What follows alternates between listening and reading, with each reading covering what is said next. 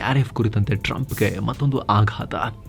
ಅಮೆರಿಕದ appeals court ಟ್ರಂಪ್ರ ಟ್ಯಾರಿಫನ್ನು reject ಮಾಡಿದೆ.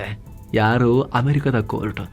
International emergency economic powers act IEEPA ಅಡಿಯಲ್ಲಿ ಟ್ರಂಪ್ ಹಾಕ್ತಾ ಇರೋ ಹೆಚ್ಚಿನ ಟ್ಯಾರಿಫ್ ನ್ಯಾಯಯುತವಾಗಿಲ್ಲ, ಕಾಯ್ದೆಯನ್ನು ದುರ್ಬಳಕೆ ಮಾಡಿಕೊಂಡಿದ್ದಾರೆ ಅಂತ ಅಮೆರಿಕದ್ದೇ ಕೋರ್ಟ್ ಹೇಳಿದೆ. ಈ IEEPA ಕಾಯ್ದೆ ಪ್ರಕಾರ ನ್ಯಾಷನಲ್ ಎಮರ್ಜೆನ್ಸಿ ವೇಳೆ ಅಮೆರಿಕದ ಅಧ್ಯಕ್ಷರಿಗೆ ವಿಶೇಷ ಅಧಿಕಾರಗಳನ್ನು ಕೊಡಲಾಗುತ್ತೆ.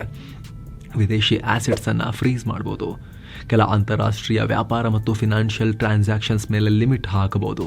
ಆದರೆ ಬೇರೆ ದೇಶಗಳ ಮೇಲೆ ಟ್ಯಾರಿಫ್ ಅಥವಾ ಅವ್ರಿಗಿಷ್ಟ ಬಂದಂಗೆ ಟ್ಯಾಕ್ಸ್ ಘೋಷಿಸುವ ಅಧಿಕಾರ ಅಧ್ಯಕ್ಷರಿಗಿಲ್ಲ.